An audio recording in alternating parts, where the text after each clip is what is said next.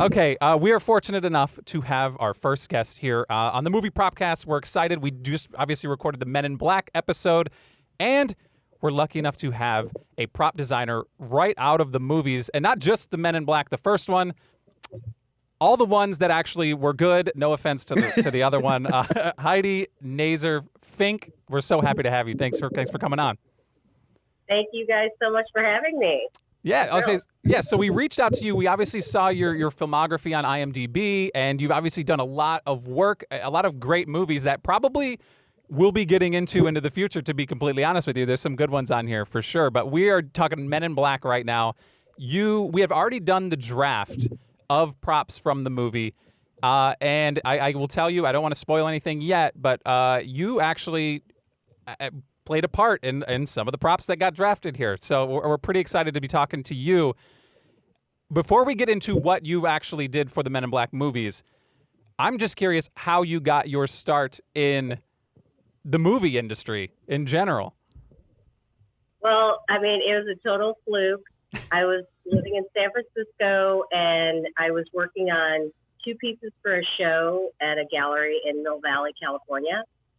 And one of my friends came in, and I'm like, I'm making this piece. I don't know if I should finish it. I don't know if it's good enough. And he's like, dude, that's so, like, it's really cool. So finish it. So I stayed up all night, finished these pieces for a show that I was going to be in. And literally the next day, a prop master came in looking for something that could be Orion's Belt. Really? And that piece had just landed in the gallery. The show had just opened, and he was visiting family up in Northern California, went to the gallery and called me that day.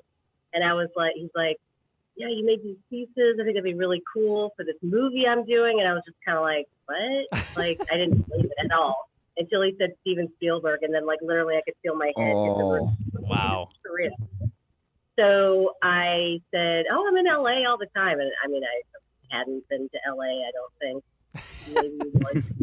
And so I booked a ticket and I went to LA, and I brought the 2 pieces that he saw from the show and left them on Barry Sonnenfeld's desk with a memo saying, you know, you're lending us these 2 pieces. And I was like, great, okay, well, maybe they'll use them. Maybe I'll get them back. I don't know. And so then I started getting sketches, concepts of like these 2 necklaces put together with computer graphics in it. And they said, will you make one? And I made one. And then I ended up making 4 or 5, some in like 20% scale, one in original scale, a couple backup, and then a huge one that they sent to Industrial Light and Magic in San Rafael. So the necklace came back to Northern California, where they did all the, you know, where they zero in and right. That was an actually huge scale model, which I just finished. I mean, it's cool that you called me when you did, because I just finished all my Men in Black replica props. Oh my goodness! Wait, so you're collecting the props that you've created for films? Is that what's going on? I am. So whenever I make something, because I don't work on a computer, I have to fabricate things. Sometimes I'll start making something, I'm like, that's not right, and I'll start over. So I have like little breadcrumb trails of parts.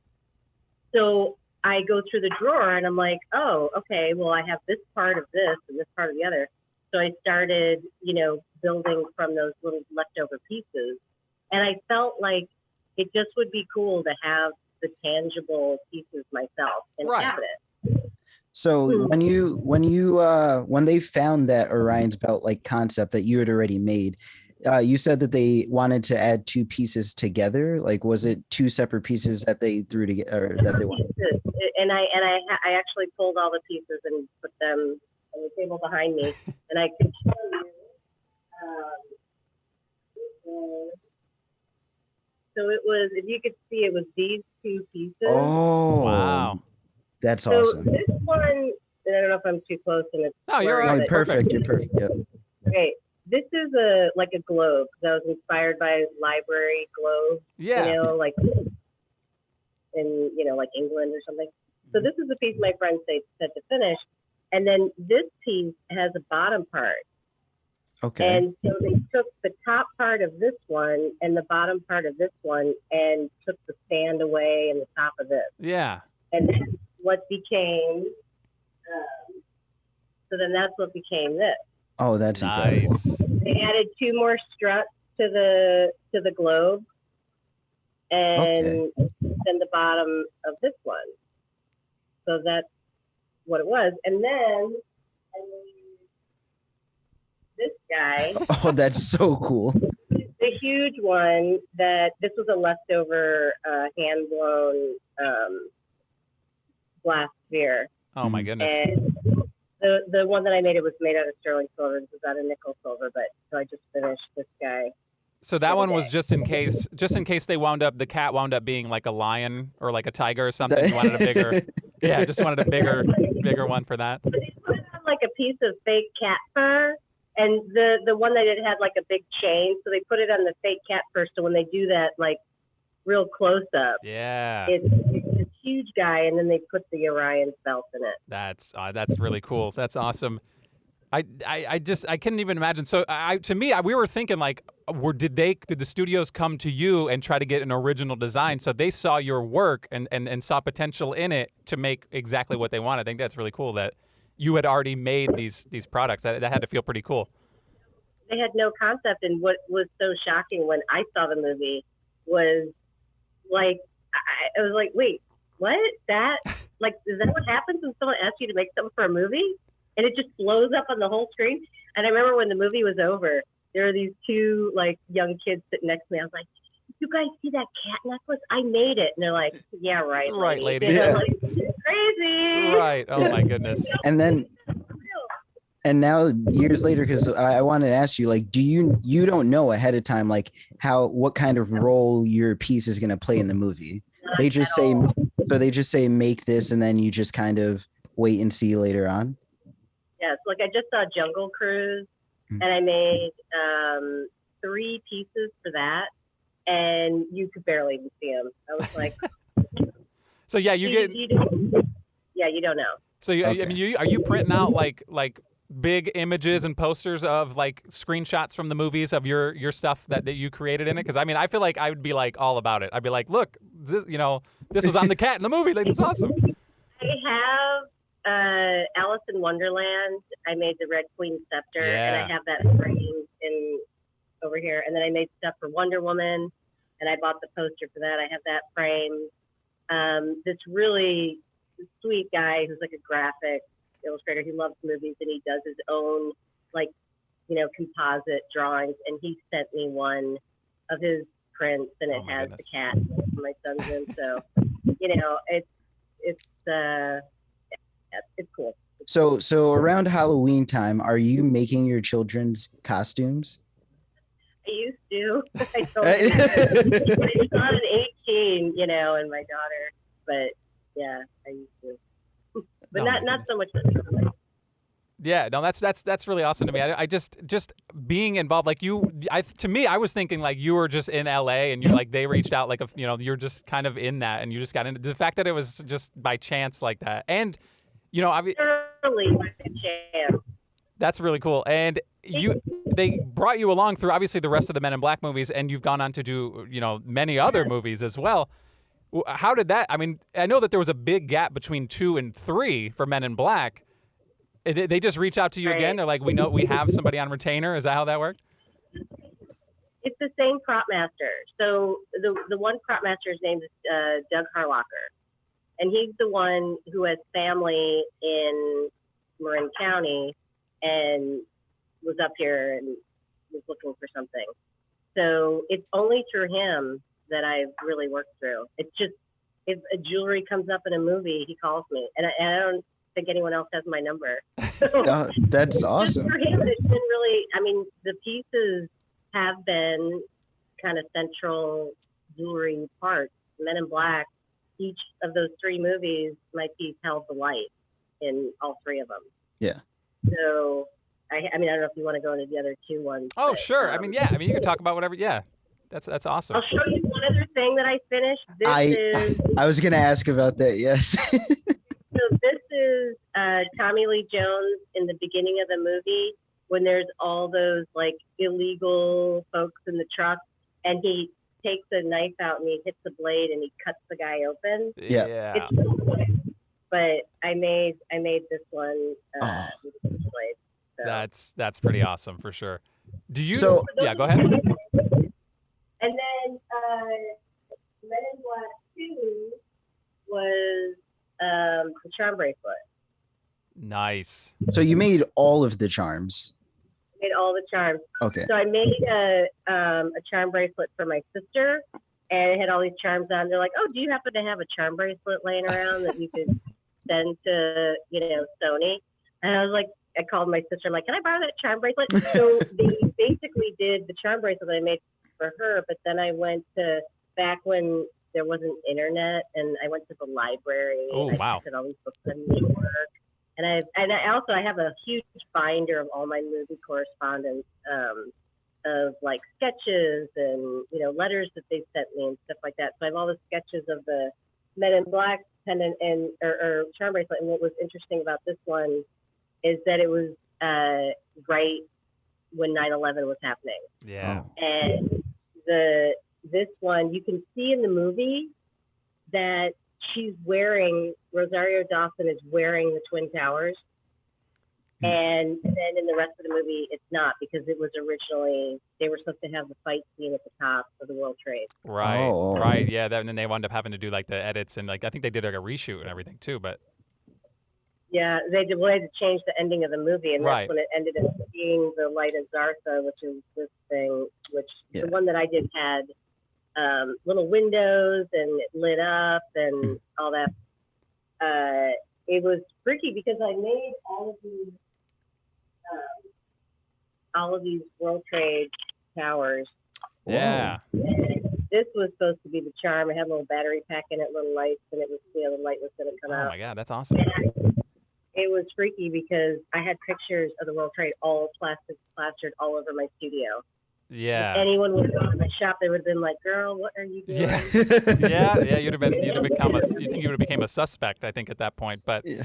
yeah, that was a weird time. I mean, I don't want to date us, but I was in, I think, 6th grade when that happened. So that was definitely. I mean, everyone pretty much remembers where they were when that happened, and obviously having that close of an attachment when you're doing work on the Twin Towers, a little charm like that, and then everything kind of changed on that movie. That's pretty wild.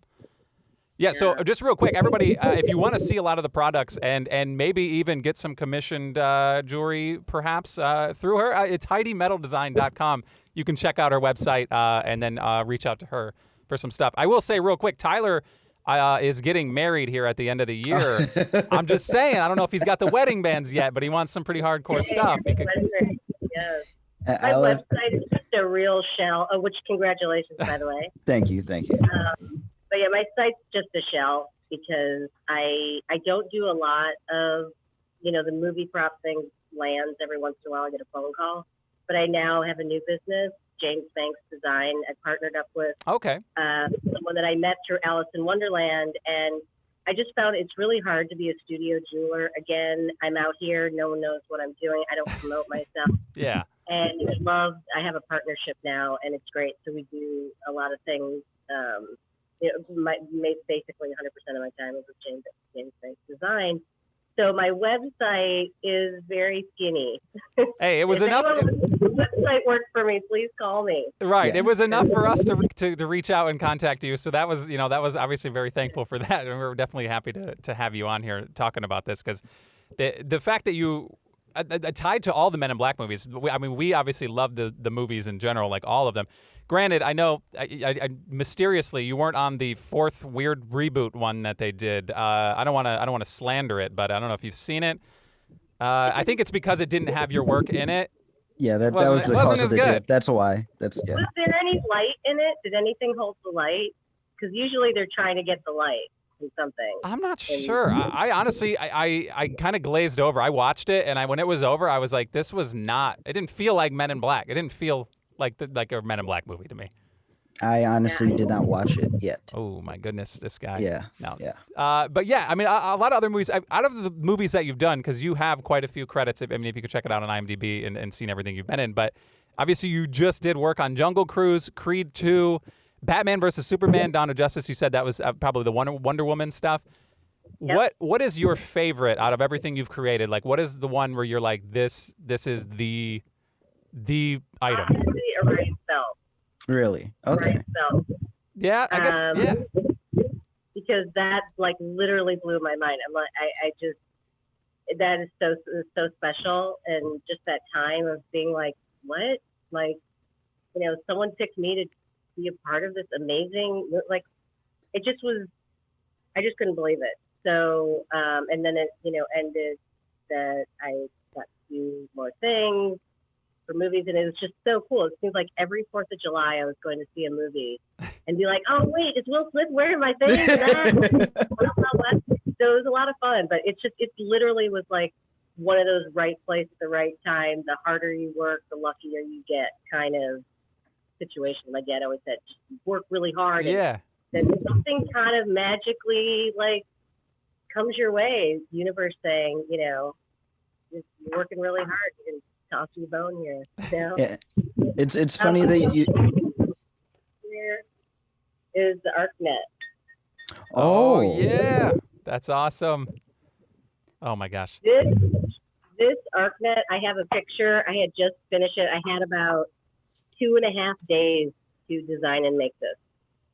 I literally was like up making it. They didn't really have a concept for it. And I had just finished it, and Men in Black was playing. And so I just took a picture of like the cat necklace and this. I was like, oh, I hope you get to see the ArcNet. Yeah.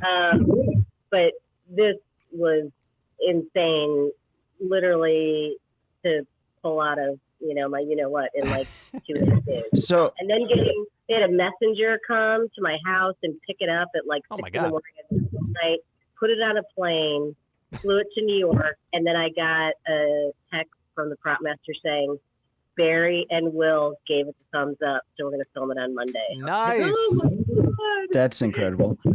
Yeah. So when at least it sounds like Men in Black gave you a bit of freedom, but in all of your movies, do you get the same amount of creative freedom, or are they giving you schematics that you have to follow? It depends. So like Dune, they gave me an exact like CAD image of the ring, but I feel like they maybe didn't want it to look like it was a CAD ring because they know that I build things from scratch and like cut tiny little letters and carve this bird. And so I think they wanted to have it to feel that it didn't look like someone made it out of CAD. And I feel like before the prop master would call me when they really didn't have a solid sketch, but they always had an idea, like such a great guide.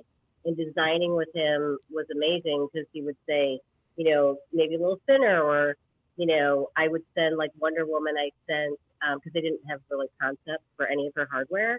And so I made a few things, sent it, then it comes back with notes from the costume designer and the director, and they say, could you make it more like this, more like that? So I feel like there's a lot of prop makers in LA that, they're all good, but I think I'd like to hope that I give it kind of a little bit of a unique twist when they haven't hired an illustrator to usually illustrate everything out. And I have a book of like illustrations they sent me from the different movies I've worked on.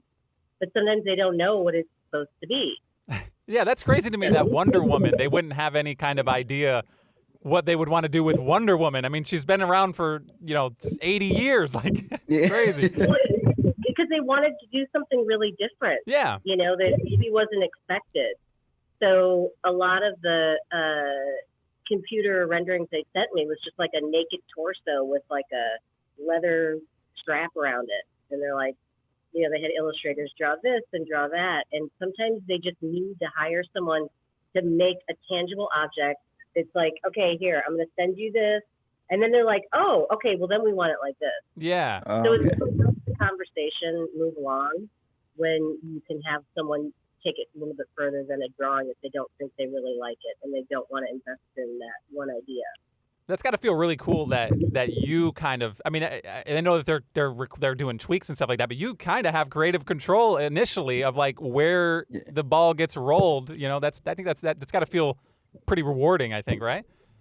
It's cool. It's cool that the prop master would trust my hand and my eye. Yeah. And working with him is so great. And that's why I love now I have this business with my partner, because I was always a lone wolf. And it's hard when you're just doing your own thing. You like to have someone sort of, like, what do you think about this? Well, did you ever think of that? No, I didn't. Having another brain come in is phenomenal. So, it's always a kind of a team effort. But I do have the skill of making the thing. You know what I mean? You can think about it, draw it, but what's in your hands besides a drawing or a thought in your head? So where did you? I'm curious how you got into this. Like, did you say your parents got you into this, or is this just something like a family business, or? No, it's not a family business at all. But my grandfather was very creative, and he was in advertising. And I would just go to my grandparents' house, and it was like one of those dream, memories of he was painting and he was gardening, and I so wanted to be my grandfather, so I took a lot of art classes. Oh, wow. And then I took, back when they had art in public schools, I took a jewelry class. And I literally, it's like that aha moment. They were showing slides, and I was like, what? Wait, I could learn how to make that? And then the slides would keep going, and I was getting like my brain was just freaking out. So ever since that day back in the, the 80s, I literally have been just I don't know what you call it, but like a fierce path of I could just keep making jewelry forever. There's never going to be enough time. Right. I mean, that's that's the American dream. I think is just doing something you love and just I mean, like you said. I mean, you have this, we're seeing your shop right now. If you listen on the podcast, you can't really see this, but I mean, there is a video. We're going to post it. But your shop, there's just a lot of tools, a lot of intricate things, and like you said, you have framed stuff from all the stuff that you've been working on. I think it's amazing that you've gone this far, and you didn't really. It just kind of was because somebody saw your work. And that was it. I think that's really a cool story. Thank you. One of the reasons why I wanted to make all the props that I have, and my brother-in-law said to me, he said, "You're going to make them all. You have to make every single one, like everything you've ever done." I'm like, I made a Fabergé carriage for Ocean's 12. It was like exactly like the Imperial coach that Fabergé made, and I made it. I forgot when that movie came out, but I've been slowly working on it off and on for like years. Wow. There's so much to it.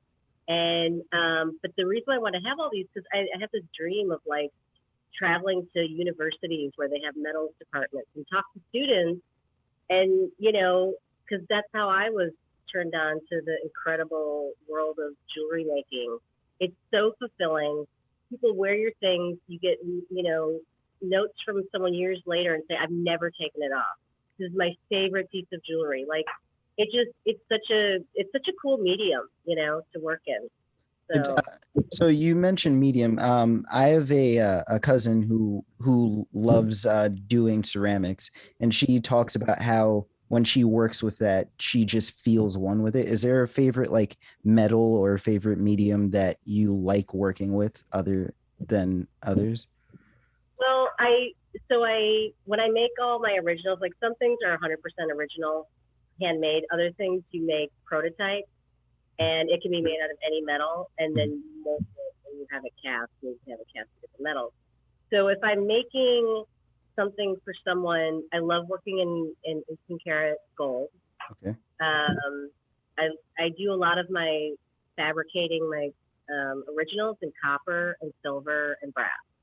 Okay. And then once you build that, so I do a lot of hollow forming and filing and all that. And then once you have that piece, I send it to a casting house, they mold it, and then you can have it anything you want. So, not everything can be handmade. Mm-hmm. I'm one person. You have parts. You can have repeating parts, and I've made probably 1,200 original parts, and if you think about the combinations. Oh my goodness. Yeah, that's wild for sure. So listen, we're going to, whenever you open up Heidi's movie prop museum, replica museum, we're going to come up and we want to check it out for sure. But I just want to let you know, Orion's belt, when we did the draft for Men in Black, it went Okay, yeah, he picked it. Tyler did get the pick. I got that.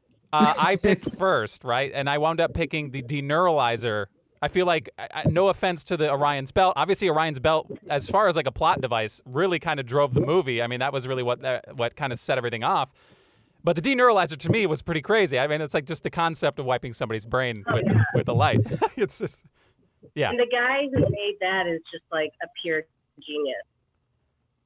So you got to interact with everyone who made other props? A little bit. I Okay. talked to, there's a prop house. It's ISS Prop.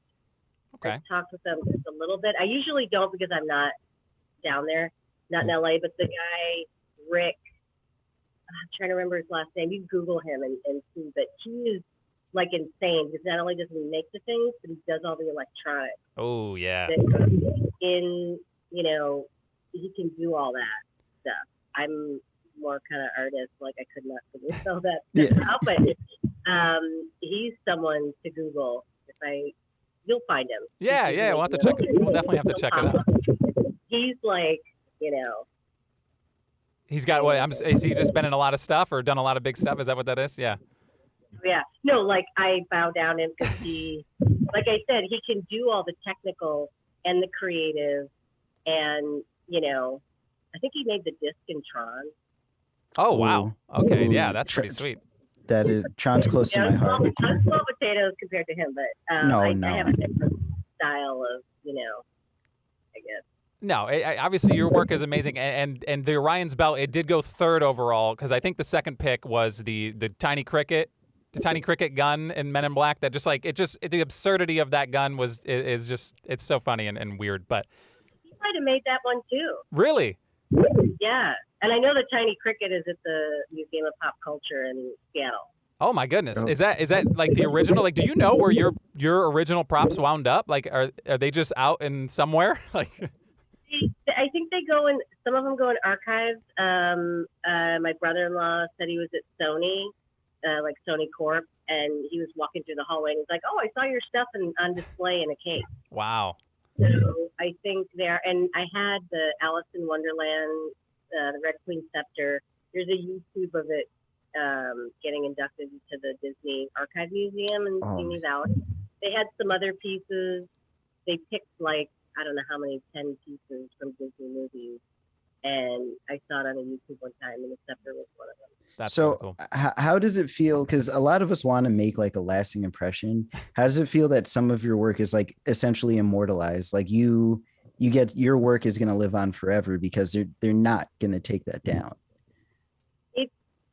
It makes me feel like I set out to just make some kind of cool stuff, and it's something I never would have thought could happen.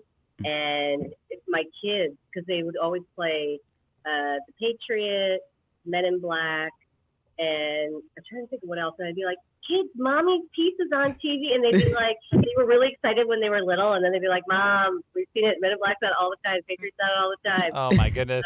Yeah, they're jaded. We're sitting here like, this is amazing. Like we're so happy to be talking to you. And it's great movies too. Like Men in Black is always on. Like it No, I know, randoms it's incredible. It really is incredible, because I know my husband too is like, time will pass and no one's really going to kind of think about it. No. It's 2021, and you probably find Men in Black on, some channel somewhere.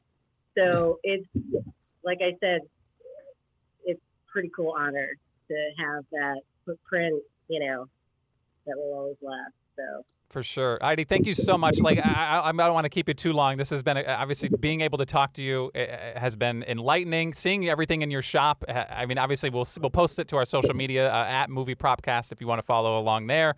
We'll have some of this stuff up because, yeah, for sure. I mean, I'm just so happy that we were able to talk to you and get a hold of you. And you were our first, and I just want you to know we'll never forget our first. So we appreciate you hopping on. You guys, it was so much fun. And again, I'm really honored, and my son is just like thrilled that, now I'm cool again to the 18-year-old. Yeah. So it's so funny because he's like listens to podcasts, and that's what's cool now. But if you just go back, like your mom's done so many cool things in pop culture history.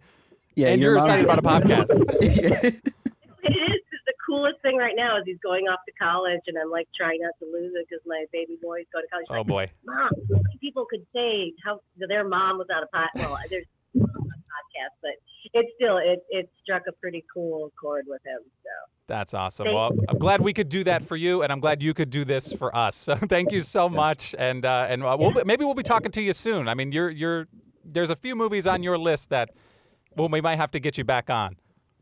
Cool. Well, you guys, thank you so much, and Justin Crowder is a lot of fun. Thank Yep, you. thank you very much. Have a good day.